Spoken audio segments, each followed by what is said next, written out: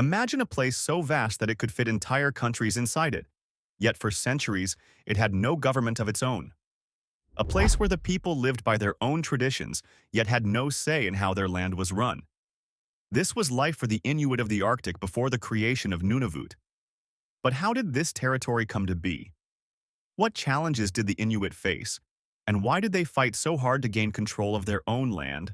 Today, we're diving into the story of Nunavut, how it was created, why it was important, and what it means today. Brought to you by Super Simple Sheets.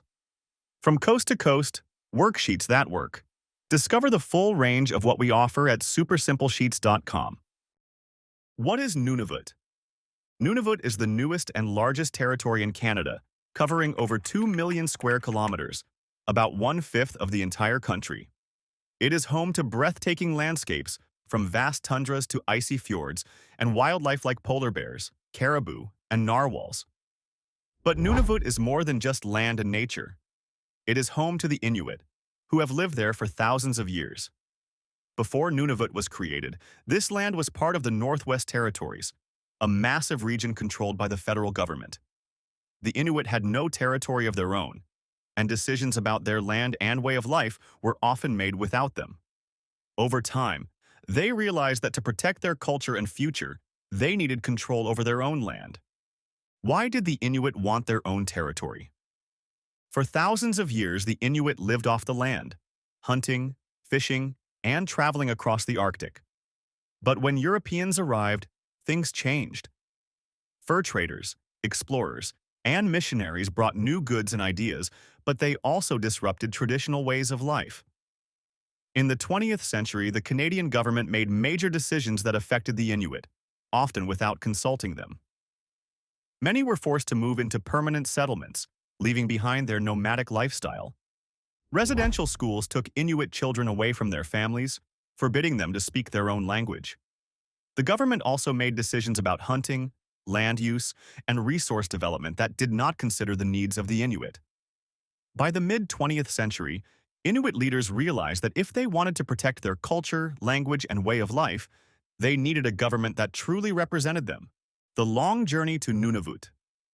The fight for Nunavut did not happen overnight.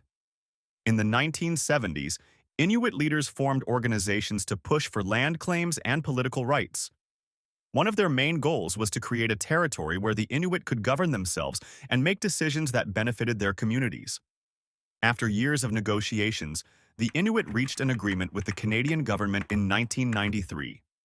This agreement, called the Nunavut Land Claims Agreement, was the largest Indigenous land claim settlement in Canadian history.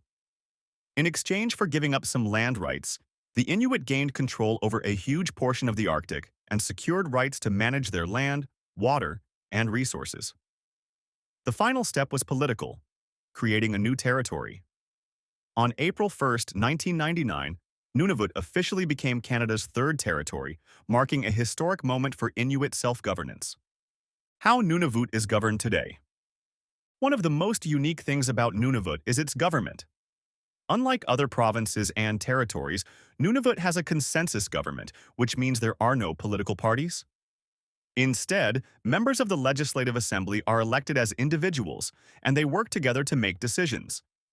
This system is based on traditional Inuit decision-making, where discussion and agreement are valued over competition.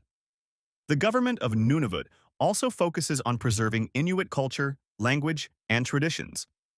Inuktitut, the traditional language of the Inuit, is one of the official languages of Nunavut, alongside English and French.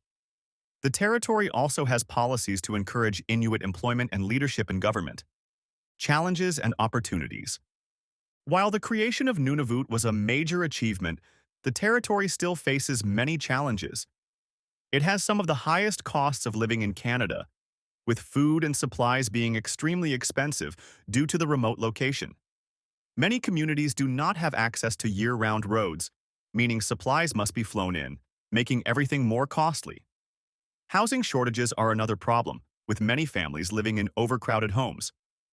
Climate change is also having a big impact on Nunavut, as melting ice affects wildlife, hunting, and traditional ways of life.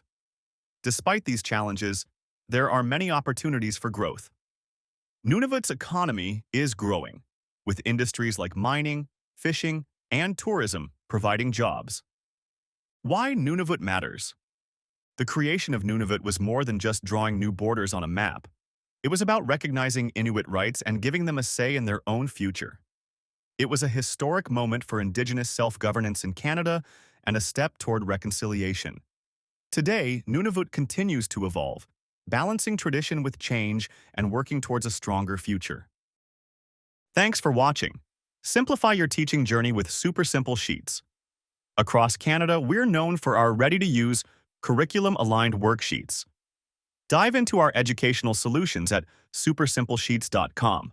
Super Simple Sheets. From coast to coast, worksheets that work.